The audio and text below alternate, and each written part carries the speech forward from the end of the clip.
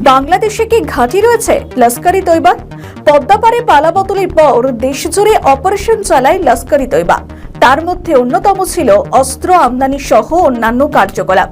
সূত্রে খবর, বাংলাদেশের 5 লস্করি জঙ্গিকে নিকেশ করেছিল ভারত। ভারতের সীমান্তবর্তী অঞ্চলের রীতিমতো তারা রেকি করেছিল। এর আগে চীন, পাকিস্তান ও তুরস্কের সঙ্গে একটি জোট তৈরি হয়। বাংলাদেশে পালাবদলের সময় লস্কর ই তৈবার বেশ কিছু সদস্য সে দেশে এসে ঘাঁটি বানায়। কিন্তু এসব তো তারেক রহমানের সরকার আসার আগে হয়েছিল। সরকারে এসে কি জঙ্গি কার্যকলাপ বন্ধ করতে পেরেছে বিএনপি সরকার? সূত্রে খবর, কক্সবাজার ও অন্যান্য এলাকায় এখনো ঘাঁটি রয়ে গিয়েছে জেহাদিদের।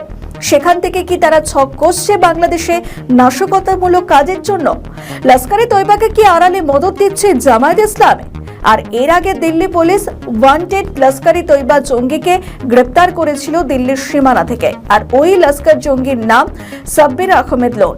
বাংলাদেশ থেকে পাকিস্তানি আইএসআই নির্দেশে ভারত বিরোধী কার্যকলাপ চালাতো সে। দিল্লি পুলিশের স্পেশাল সেল কেন্দ্রীয় গোয়েন্দা সংস্থার সহায়তায় তাকে হাতে নাতে ধরে। গোয়েন্দা সূত্রে খবর, সাব্বির আহমেদ লোন লস্কর ই তৈবা সন্ত্রাস মডিউলের সদস্য ছিল। দিল্লি, কলকাতা সহ একাধিক জায়গায় হামলা ও দেশবিরোধী পোস্টারও লাগায় ওই জঙ্গি। সাব্বিরের নিয়ন্ত্রণে থাকা মডিউলের সদস্যদের দিল্লি ও দক্ষিণ ভারতের নানা অংশ থেকে অভিযান চালিয়ে গ্রেপ্তার করা হয়। সূত্রে খবর, সাব্বির ওরফের রাজা জম্মু কাশ্মীরের শ্রীনগর জেলায় কঙ্গন এলাকার বাসিন্দা। দীর্ঘদিন ধরেই গোয়েন্দাদের রাডারে ছিল সাব্বির।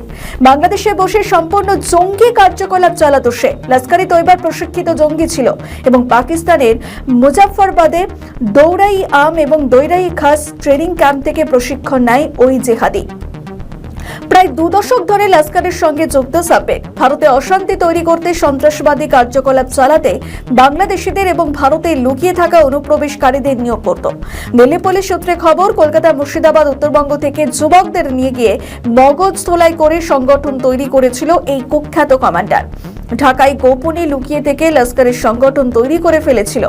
দীর্ঘ 2 মাস ধরে ছদ্মবেশে লুকিয়েছিলেন দিল্লি পুলিশের বিশেষ সেলের গোয়েন্দারা। দিল্লি পুলিশের স্পেশাল সেল অভিযান চালিয়ে দিল্লির সীমানা থেকে তাকে গ্রেপ্তার করে।